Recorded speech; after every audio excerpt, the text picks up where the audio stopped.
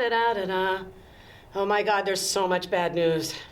Oh, I hope those Children First staff are up there fighting for kids in Harrisburg. Today was the budget address. Oh my God, I gotta put on the news. I gotta see what's happening. I wonder what Josh Shapiro did. He's been in for 3 years. $1.6 billion already for schools. Will he do more? Gotta find out. What about for childcare? I wonder if Josh is gonna say he's for paid family leave. Kids' mental health, there's so much to learn. I gotta watch this right now.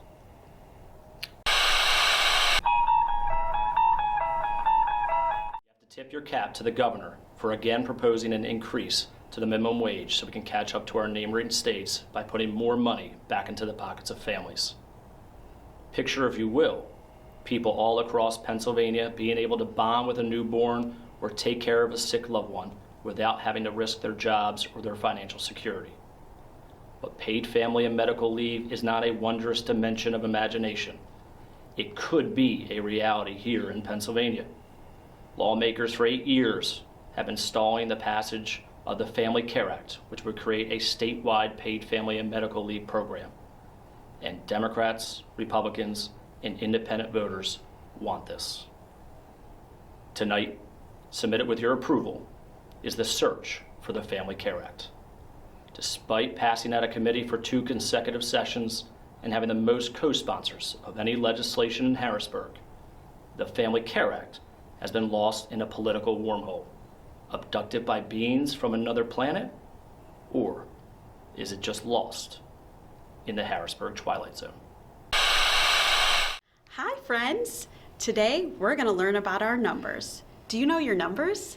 They start with 1, 2, 3. Can you say that? 1, 2, 3. Great job! Today, Governor Shapiro shared his budget plan. That's a whole lot of numbers bigger than 1, 2, and 3. But together, they add up to dollars and cents to help you and your neighbors. Let's look at some big numbers together. People in Washington are taking away $20 billion from Pennsylvania families and Medicaid. So the governor is making a plan. He is moving $100 million from our rainy day fund to help protect kids' health. He's also planning on increasing the minimum wage, which will help 9,000 kids enroll in CHIP. That's a whole lot of money that we're saving for our state. Another important number for us to remember today is the number 2. Can you say 2 before 2? Great job. Children First is working on a bill to help make sure that all kids in the Commonwealth are tested for lead 2 times before the age of 2. Testing for lead early is very important because lead stays in the body forever. When we test for lead, we can make sure that all kids in the Commonwealth are big, healthy, and strong.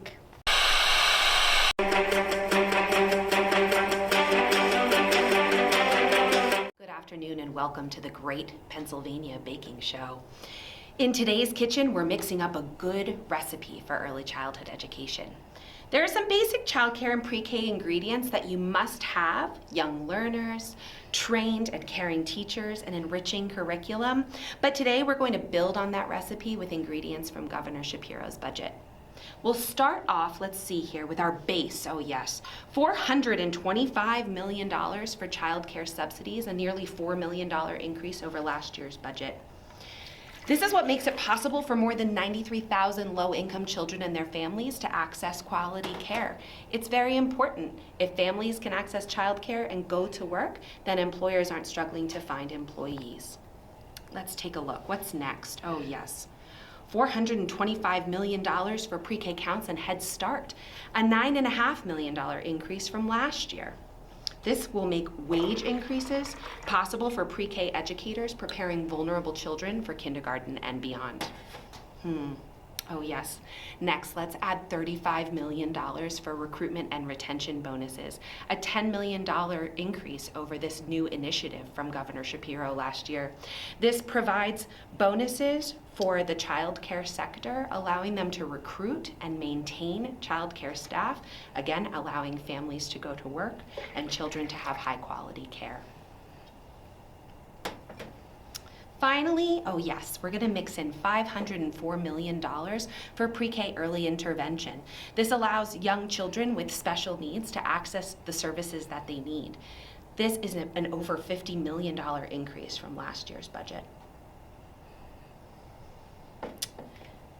So we'll start mixing this together, but I have heard in Bucks County that they are having to cut hearing and vision screenings for infants and toddlers. If you want to make this recipe even tastier, avoid a soggy bottom in your bake. Meaningful investments in infant-toddler early intervention are needed as well to help our youngest children with special needs to thrive. These must-have ingredients will help us move toward a better mix for early childhood education. Consistent investments in these will help to make even better bakes for our youngest children and their families across Pennsylvania.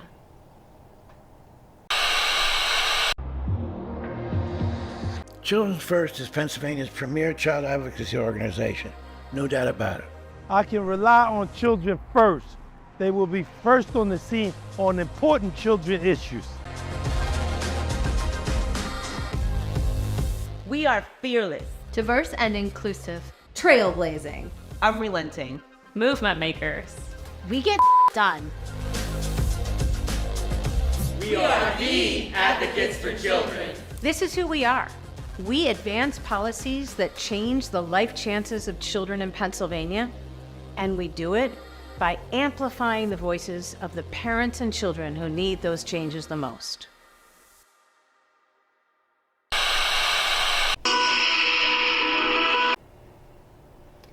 Tonight has been emotional.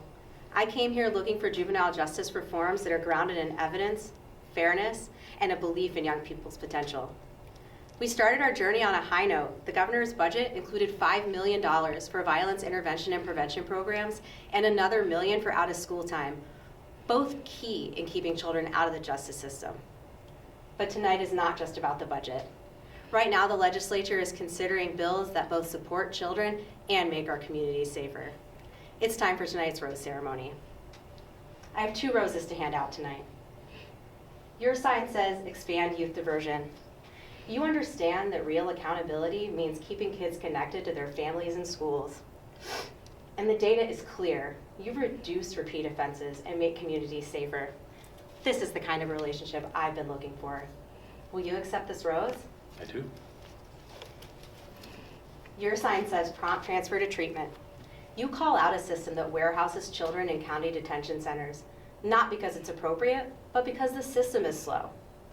You reduce wasted time, trauma, and taxpayer dollars by moving children faster to the placements a judge has already ordered. I believe in urgency, and so do you. Will you accept this rose? I will. Your sign says tough punishment works. But I've been spending enough time with the evidence to know that harsh policies don't change behavior. They traumatize kids, separate families, and make our communities worse. I'm sorry, but our journey ends here. I can't offer you a rose tonight. Please take a moment and say your goodbyes.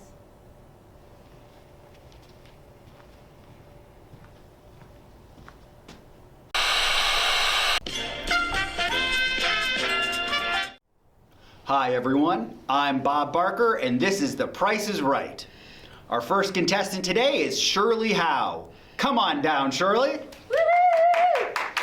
Hi. How you doing, Shirl? Good, thanks so much, Bob. Great to have you. I'm excited, let's do it. So today we're going to be playing a game called High-Low, where you're going to guess the right amount of funding Governor Shapiro proposed in his budget for public education. So I will give you a number, and you're going to guess whether it's high, low, or the right amount. Okay. Sounds good? Great. Okay, let's get started. Perfect. So, Governor Shapiro proposed $1 billion for public schools. High, low, or right on the money? Right on the money. That sounds like the proper amount and the proper commitment to our public schools. She's right, folks. Okay, next, getting a little tougher. Of the $1 billion for public schools, $300 million is for low-wealth school districts. No, it's much higher. It is much higher. It's $565 million to go to underfunded school districts throughout the state. Another right answer. But tell me, Shirley, why are underfunded school districts getting additional investments?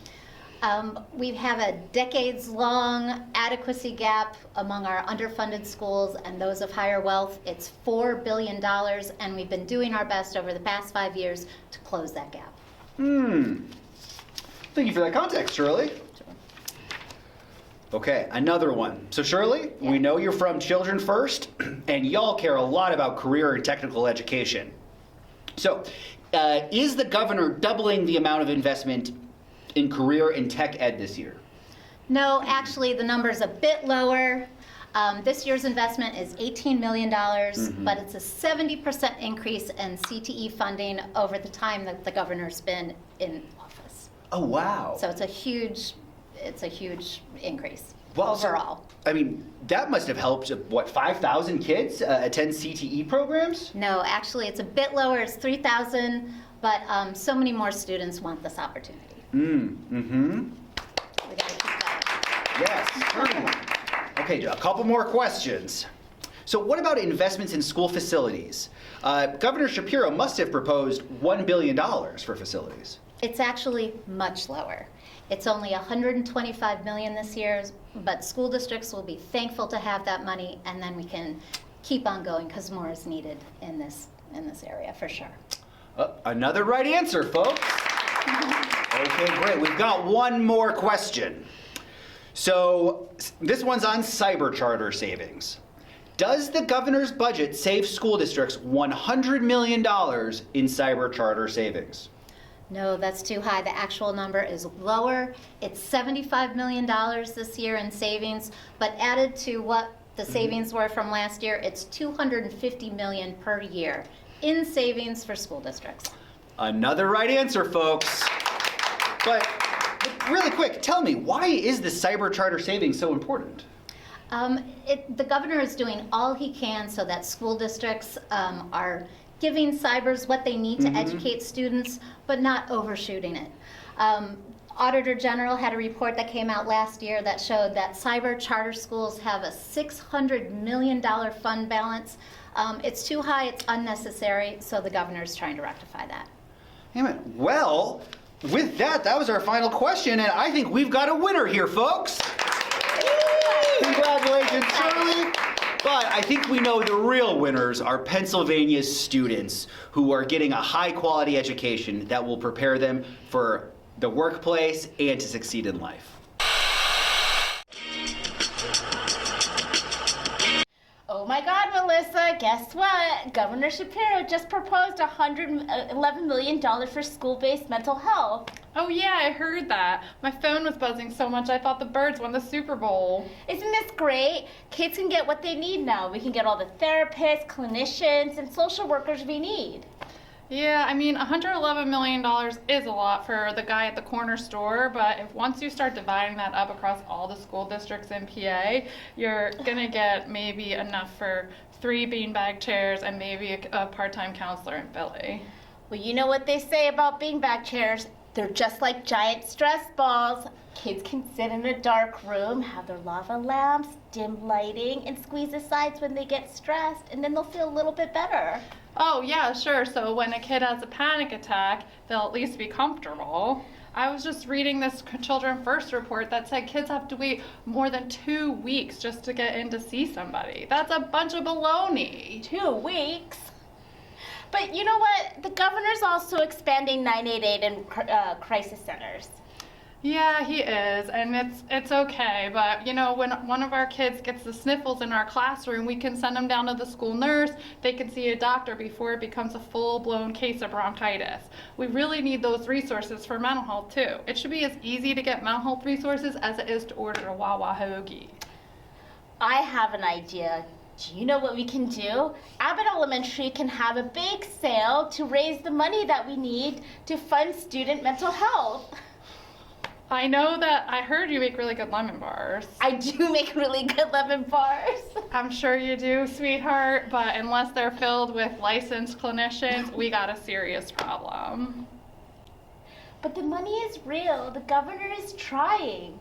I love that enthusiasm. We're really going to need that attitude going into the next Eagles season. Well, you know what? That's the spirit. We're just going to have to do these bake sales to make up for what we need until Pennsylvania legislators can change the law for all kids to get the mental health services they need, paid for by insurance. Yeah, and you know what else? I got a connect down in South Philly. Her name's Mare. You give her $50, a cannoli, and a parking spot. She'll get your kid an appointment faster than you can say trauma informed. Let's go. Wow. Every show I watched tonight, they were talking about the governor's budget address. It was impressive. There was a lot there for kids. There could have been more, but there was a lot. So one of the things I've been looking at on my phone is the reaction from lawmakers. A lot of people are excited, but there's some people grumbling, saying we can't afford these investments. What none of the shows talked about was the fact that Pennsylvania has a $12 billion budget surplus. And the governor's proposal includes more than $2 billion in new revenues by taxing new gaming. So I think we could afford to do more. You know what? It's time for me to get a glass of wine and think about how to make that happen. Join us at Children First. We got to fight for more for kids.